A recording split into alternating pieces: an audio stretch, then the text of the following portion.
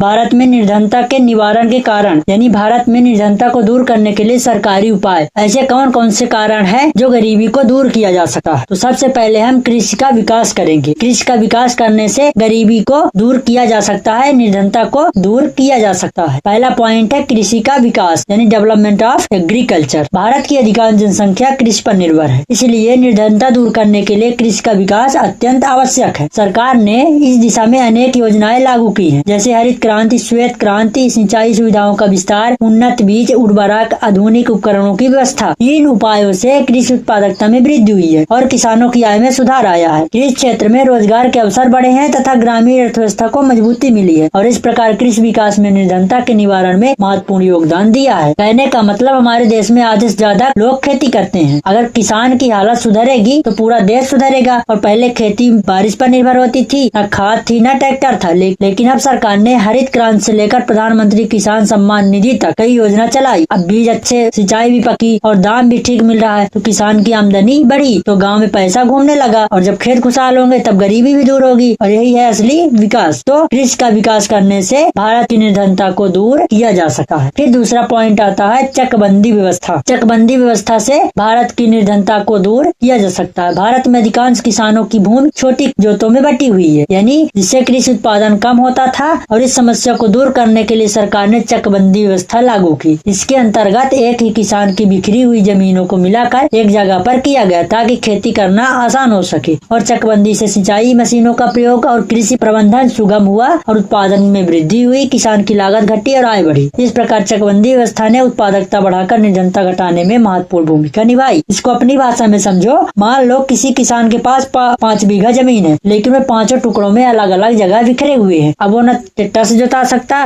न नहर बनवा सकता। सरकार ने कहा सब टुकड़ों को जोड़ दो, यानी एक साथ सब एक करके सब एक साथ जोड़ दो। यही है चकबंदी व्यवस्था, यानी सभी खेत को एक जगह करके और उसको जोड़ दो, फिर एक साथ जुताई करवाओ, पानी चलवाओ और उत्पादन करो। इससे किसान की मेहनत भी कम हो गई और खर्चा भी घटा और पैदावार भी बढ़ी। अब ट्रैक्टर चला, सिंचाई हुई और फसल भी मोटी आई। जब किसान की जेब भरी तब गरीबी भागेगी, ऑलरेडी है, यानी जब उत्पादन ज्यादा होगा तो देश की गरीबी ऑलरेडी चली जाएगी। तो चकबंदी व्यवस्था से भारत की निर्धनता को दूर किया जा सकता है। फिर अगला पॉइंट आता है तीसरा, बाजार की सुविधाएं। किसानों को उनकी उपज का उचित मूल्य दिलाने के लिए बाजार की सुविधाओं का विस्तार किया। पहले किसानों को बिचौलियों पर निर्भर रहना पड़ता था, और बिचौलिया वह व्यक्ति होता है जो उत्पादक और ग्राहक के बीच माल खरीदने और बेचने का काम करता है, यानी वह खुद उत्पादन नहीं करता बल्कि दूसरों के वस्तुओं खरीद कर लाभ कमाता है। यानी जैसे आपसे गेहूं 1 क्विंटल खरीदा और दूसरे को बेच दिया, वही क्या कहलाता है? बिचौलिया। तो बिचौलियों पर निर्भर रहना पड़ता, जिन्हें किसानों को सही मूल्य नहीं मिल पाता था। अब सरकार ने मंडियां, ग्रामीण हाट, सहकारी समितियां और इलेक्ट्रॉनिक नेशनल एग्रीकल्चर मार्केटिंग जैसी सुविधाएं शुरू की। अब इनसे किसान अपनी उपज सीधे बाजार में बेच सकते हैं, और इस कदम से किसानों को आमदनी में वृद्धि हुआ और ग्रामीण क्षेत्रों में आर्थिक स्थिति मजबूत हुई, जिससे निर्धनता में कमी आई। अब आप इसको सरल भाषा में समझिए। पहले क्या होता था, किसान फसल बेचने जाता था तो दलाल बीच में दाम खा जाते थे। किसान मेहनत करता था पर फायदा शहर वाले उठा ले जाते थे। अब सरकार ने मंडियां बनाई, ENAM पोर्टल चालू किया, यानी अब किसान मोबाइल से दाम देख सकता है, जहाँ ज्यादा रेट है वही फसल बेच दो। बिचौलियों की लूट बंद और किसान की जेब में पैसा आया। जब किसान को अपनी मेहनत का मूल्य पूरा मिलता है तब गरीबी की जड़ें कटती है। तो जो बाजार की सुविधाएं हैं, अगर उसका विस्तार किया जाए तो भारत की निर्धनता ऑलरेडी खत्म हो जाएगी। फिर आता है चौथा पॉइंट, रोजगार की सुविधाएं। रोजगार की सुविधाएं देकर भारत की निर्धनता को दूर किया जा सकता है, लेकिन कैसे? भारत में निर्धनता निवारण हेतु सरकार ने अनेक रोजगार एवं योजनाएं प्रारंभ की है। ग्रामीण क्षेत्रों में महात्मा गांधी